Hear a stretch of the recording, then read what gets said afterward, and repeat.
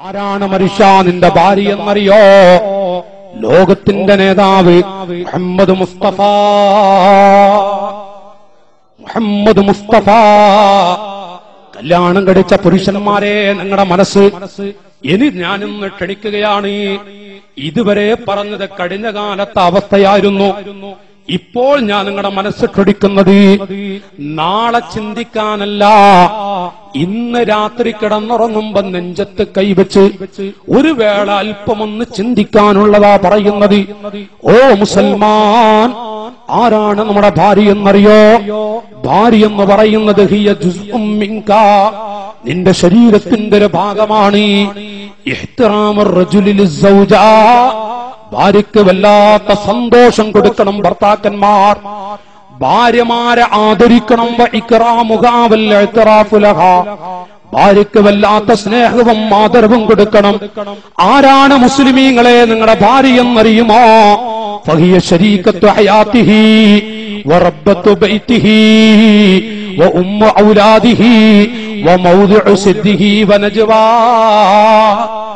ഭാര്യമാരെ എപ്പോഴും ഭാര്യമാർക്ക് ഏതു സമയത്തും സ്നേഹം കൊടുക്കണമെന്നും ഭാര്യമാരോട് ചിരിച്ചു കളിച്ചു നടക്കണമെന്നും ഭാര്യമാരെ അടിക്കരുത്, ഭാര്യമാരോട് പിണങ്ങരുത്, ഭാര്യയോട് വെറുത്തു പോകരുത്, ഭാര്യമാരെ അടിക്കരുത്, ഭാര്യയെ വല്ലാത്ത സ്നേഹം ഭാര്യയ്ക്ക് കൊടുക്കണമെന്ന് പഠിപ്പിച്ചു പോയ ദീനുൽ ഇസ്ലാം.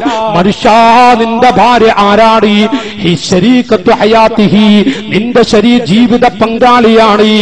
മാത്രമല്ല ഉമ്മ ഔലാദിക, ആരാണ് മുസ്ലിമീങ്ങളെ നമ്മുടെ ഭാര്യ? ഇസ്ലാം പറയുന്നു, ഉപ്പ എന്ന് വിളിച്ചിട്ട് ചെറിയ കുട്ടി കുറെ കൊല്ലായി ഒരു കുഞ്ഞുണ്ടായിട്ട്, അങ്ങനെ 10-12 കൊല്ലം കഴിഞ്ഞിട്ട് ഒരു കുഞ്ഞുണ്ടായി.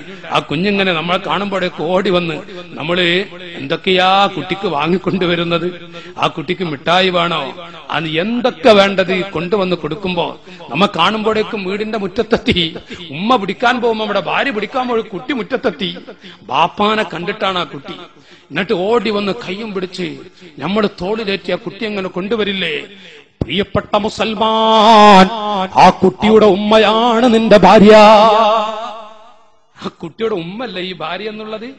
ഭാര്യമാരെ അടിക്കരുത്, ഭാര്യയോട് ദേഷ്യം പിടിക്കരുത്. കണ്ടോ ഇസ്ലാം പറയുന്നത്, ലാ യഫ്റഖു മുഅ്മിനുൽ മുഅ്മിനതൻ ഇൻ കരിഹ മിൻഹാ ഖുലുഖാ റളിയ മിൻഹാ ആഖറാ.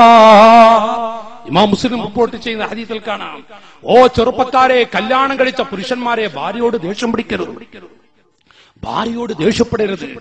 അഥവാ ദേഷ്യം പിടിച്ച് വല്ലതും പറഞ്ഞാൽ അന്ന് രാത്രി ഉറങ്ങുന്നതിന് മുമ്പ് ഭാര്യയുടെ ചുണ്ടത്ത് മുത്തം കൊടുത്ത് പൊരുത്തപ്പെടിക്കണേ. ഭാര്യമാരോട് പൊരുത്തപ്പെടിക്കണം. ഭാര്യയോട് ഭാര്യയെ അടിക്കുകയോ ഭാര്യയോട് ദേഷ്യം പിടിക്കുകയോ ചെയ്ത ഭാര്യയെ പൊരുത്തപ്പെടിക്കണം. ഈമാനുള്ള മുസ്ലിമേ ലോകത്തുനിന്നുണ്ടോ? ഇങ്ങനൊരു സംഭവം ലോകത്തുണ്ടോ? ചിലപ്പോ വല്ലപ്പോടെ പെണ്ണ് ദേഷ്യം പിടിച്ച് എന്തെങ്കിലും ഒന്നിങ്ങോട്ട് പറഞ്ഞ 100 പ്രാവശ്യം അവള് പൊരുത്തപ്പെടണം എന്ന് പറഞ്ഞാൽ നമ്മൾ പൊരുത്തപ്പെട്ടു കൊടുക്കൂല. ഏതെങ്കിലും സമയത്ത് എന്നിട്ട് നല്ല രൂപത്തിൽ കിടക്കുമ്പോ അവള് പറയും, ഞാൻ അന്ന് പറഞ്ഞ പൊരുത്തപ്പെടണട്ടാ, അപ്പോഴും പൊരുത്തപ്പെട്ടു കൊടുക്കൂല.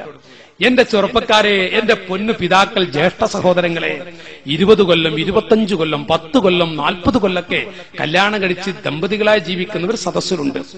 ഇന്ന് വരെ ഭാര്യയോട് എന്തെങ്കിലും പറഞ്ഞിട്ട് പൊരുത്തപ്പെടിച്ചിട്ടുണ്ട്? നമ്മൾ ഭാര്യയോട് ദേഷ്യം പിടിച്ചിട്ട് രാത്രി ഇങ്ങനെ ഉറങ്ങാൻ കിടക്കുമ്പോ ഭാര്യയോട് അവിടെ തൊട്ടടുത്ത് മുഖത്തിങ്ങനെ നോക്കിയിട്ടേ, ഞാൻ ഇന്ന് ദേഷ്യം പിടിച്ചത് നിനക്ക് വെറുപ്പുണ്ടാ? ദേഷ്യം വന്നപ്പോ പറഞ്ഞതാട്ടോ, ഒരു വിഷമവും എനിക്ക് നിന്നോടില്ല, ഞാനൊരു പാവാണ്, നിനക്ക് ഇങ്ങോട്ടൊരു വെറുപ്പുണ്ടാവരുത്. സുബ്ഹാനല്ലാഹ്, എന്റെ അനുജാ, ജീവിതത്തിൽ ഒരു വാക്ക് ഭാര്യയോട് പറഞ്ഞിട്ടുണ്ടോ? ഞാനിത് പ്രസംഗത്തിന്റെ ചുറുത്ത് നോക്കണ്ട, നിങ്ങൾ പ്രസംഗത്തിന്റെ മധുരം നിങ്ങൾ ആരും നോക്കണ്ട. ഈ ഉള്ളറയിലേക്കൊന്ന് നിങ്ങൾ ചിന്തിച്ചു നോക്കൂ.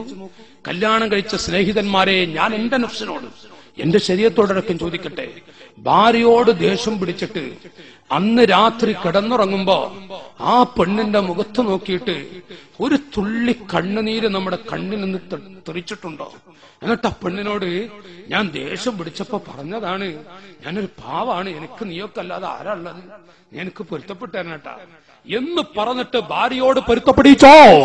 ഈമാനുള്ള മുസൽമാൻ ഭാര്യമാരെ വേദനിപ്പിക്കുകയോ ഭാര്യയെ വെറുക്കുകയോ ഭാര്യയോട് ദേഷ്യം പിടിക്കുകയോ ചെയ്താൽ അന്ന് രാത്രി ഉറങ്ങുന്നതിന് മുമ്പ് പ്രിയപ്പെട്ട ഭാര്യയെ പൊരുത്തപ്പെടിക്കാതെ ഉറങ്ങരുതേ.